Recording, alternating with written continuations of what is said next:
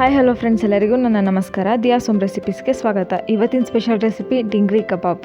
ಈ special recipe ಮಾಡೋದಕ್ಕೆ ಅಂತ ತೋರಿಸ್ತೀನಿ ಬನ್ನಿ. ನಾನಿಲ್ಲಿ ಒಂದು ಬೌಲಿಗೆ ಒಂದು ಮೊಟ್ಟೆನ ಹಾಕ್ಕೊತಾ ಇದ್ದೀನಿ. ಇದಕ್ಕೆ 1 ಟೇಬಲ್ ಸ್ಪೂನಷ್ಟು ಜಿಂಜರ್ ಗಾರ್ಲಿಕ್ ಪೇಸ್ಟನ್ನು ಹಾಕ್ಕೊತಾ ಇದ್ದೀನಿ. ಹಾಗೆ ಸಣ್ಣದಾಗಿ ಹೆಚ್ಚಿಟ್ಕೊಂಡಂತಹ ಹಸಿಮೆಣಸಿನ್ಕಾಯಿ ಮತ್ತು ಕರಿಬೇವಿನ ಸೊಪ್ಪು ಮತ್ತು ಒಂದು ಸಣ್ಣದಾಗಿ ಹೆಚ್ಚಿಟ್ಕೊಂಡಂತಹ ಈರುಳ್ಳಿ ಮತ್ತು ಕೊತ್ತಂಬರಿ ಸೊಪ್ಪನ್ನು ಹಾಕ್ಕೊತಾ ಇದ್ದೀನಿ. ಈಗ ಇದಕ್ಕೆ 1/4 ಟೇಬಲ್ ಸ್ಪೂನಷ್ಟು ಅರಿಶಿನ ಪುಡಿ, ಅರ್ಧ ಟೇಬಲ್ ಸ್ಪೂನಷ್ಟು ಧನಿಯಾ ಪುಡಿ, ಅರ್ಧ ಟೇಬಲ್ ಸ್ಪೂನಷ್ಟು ರೆಡ್ ಚಿಲ್ಲಿ ಪೌಡರು ಮತ್ತು 3 ಟೇಬಲ್ ಸ್ಪೂನಷ್ಟು ಕಬಾಬ್ ಪೌಡರ್ನ ಹಾಕ್ಕೊತಾ ಇದ್ದೀನಿ. ಹಾಗೆ ಅರ್ಧ ಹೋಳಿನಷ್ಟು ನಿಂಬೆ ರಸನ ಹಾಕ್ಕೊತಾ ಇದ್ದೀನಿ. ಈಗ ಇದಕ್ಕೆ ನಾನು ರುಚಿಗೆ ತಕ್ಕಷ್ಟು ಉಪ್ಪನ್ನು ಹಾಕ್ಕೊಂಡು ಚೆನ್ನಾಗಿ ಮಿಕ್ಸ್ ಮಾಡ್ಕೊತಾ ಇದ್ದೀನಿ.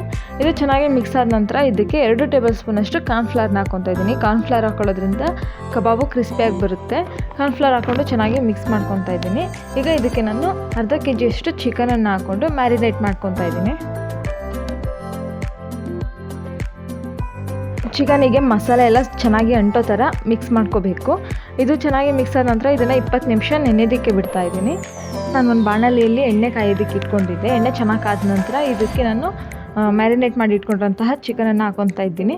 ಮತ್ತು ನಾವು ಸಣ್ಣದಾಗಿ ಹೆಚ್ಚಿಟ್ಕೊಂಡಂತಹ ಈರುಳ್ಳಿ ಆಗಲಿ ಅಥವಾ ಕೊತ್ತಂಬರಿ ಸೊಪ್ಪು, ಹಸಿಮೆಣ್ಸಿನ್ಕಾಯಿ ಯಾವುದನ್ನು ಎಣ್ಣೆಯಲ್ಲಿ ಬಿಟ್ಕೊಳ್ಳಲ್ಲ ನಾವು ಮೊಟ್ಟೆ ಹಾಕಿರೋದ್ರಿಂದ.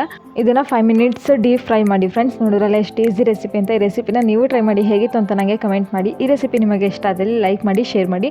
ಹಾಗೆ ನನ್ನ ಚಾನಲ್ನ ಸಬ್ಸ್ಕ್ರೈಬ್ ಮಾಡಿ, ಪಕ್ಕದಲ್ಲಿರುವಂಥ ಬೆಲ್ ಐಕನನ್ನು ಒತ್ತಿ. ಧನ್ಯವಾದಗಳು.